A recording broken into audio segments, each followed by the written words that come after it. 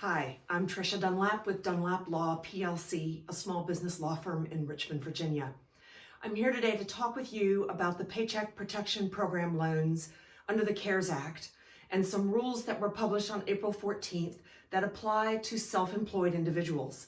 So if you are a member of an LLC or an LLP, then listen up, these rules apply to you, and they're really important to understand. So first of all, if you have no W-2 employees, the rules are very different for you than they are for other businesses that have employees. Instead of looking back 12 months, which is what all other businesses are doing to determine your maximum loan amount, self-employed individuals need to look only at their 2019 Form 1040 Schedule C that they filed with the IRS for your taxes last year. And if you haven't filed that yet, then you need to do that. I believe you can use your 2018, but you may not want to because the maximum loan amount is going to be determined by the total net profit that you reported to the IRS on line 31 of your Schedule C. So here's how you calculate your maximum loan amount. Take that amount on line 31 and divide by 12 to get your monthly average net profit. Take that monthly average net profit amount, multiply by 2.5. That's your maximum loan amount, unless you've also gotten an EIDL disaster loan from the Small Business Administration sometime this year in 2020, in which case you can also add that amount in. If that doesn't apply to you, then it's simply your line 31 net profit divided by 12 times 2.5.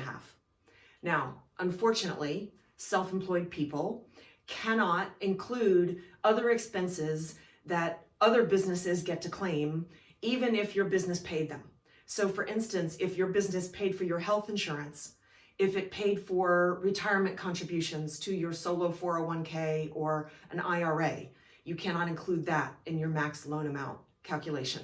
Or if your business paid state or local income taxes on your behalf, you cannot include those amounts. That's going to significantly reduce the amount of loan that you can qualify for compared to other businesses which are allowed to include these expenses in their calculation of payroll costs. So that's really unfortunate that the Small Business Administration rules are disadvantaging self-employed individuals, but that's how it is. So now let's talk about what you can use the money for. The SBA rules require you to use at least 75% of the funds that you got through PPP for replacing your own compensation. So 75% of your loan funds need to go to pay yourself as a self-employed individual. Even if you're in a high rent area and perhaps your rent is higher than other folks might have and disproportionately higher, you still have to use 75% of the PPP funds for your own compensation. However, there's a caveat. You cannot pay yourself more than your 2019 net profit. So you're capped at whatever you made last year. You cannot exceed that in the use of PPP funds this year. You can also use your PPP funds for certain obligations that were incurred prior to February 15th, 2020. So for instance, if you have a rent payment, if you have interest on a mortgage or a business personal property debt that was incurred prior to February 15th, 2020, you can use PPP funds to pay the interest.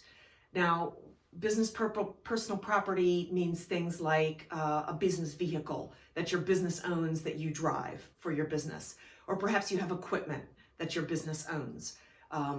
That's business personal property. And any loans you might have, you can use PPP funds to pay the interest on those loans. You can also use PPP funds to pay for your business utilities. However, there's a caveat to all of these expenses, the rent, the interest, and the utility payments. You have to have claimed those expenses in 2019. So if you incurred a new obligation in 2020 that didn't get claimed on your 2019 Schedule C, you cannot use PPP funds for that obligation. Now, as you may be aware, certain amounts under the PPP loan can be forgiven, but there are some rules around this as well.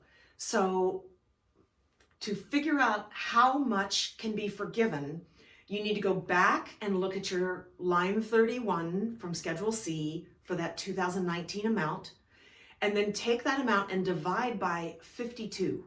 That gives you your weekly net profit. The amount that you're eligible to have forgiven will be no more than 8 weeks worth of your weekly 2019 net profit. So what you'll find when you run the math is that the rule requiring you to spend 75% of your PPP funds for your own income replacement, and the rule that allows you to get 8 weeks worth of pay forgiven out of the PPP loan may not line up. You may find that you actually are required to pay yourself more than the amount that you can get forgiven. So it's interesting, do the math. That's what I found when I did the math for myself, but maybe it'll be different for you. So you can also get amounts forgiven that you paid for rent, the interest on mortgage, or personal property interest and utilities. But in no case will the amount forgiven exceed the amount of the loan itself. I hope this has been a helpful guide. I'm trying to produce a lot of videos that'll help small businesses survive this coronavirus crisis that we're all experiencing. If it's been helpful, I hope you'll please like it. Comment if you have questions. I'll be watching for comments and questions, and that could be grist for the mill in future videos. Also, please share, and if you want updates when I post future videos, don't forget to subscribe down there below. So from Dunlap Law in Richmond, Virginia, I'm Trisha Dunlap. We're Virginia's only B Corp certified law firm, and I sure hope you've found this video to be helpful.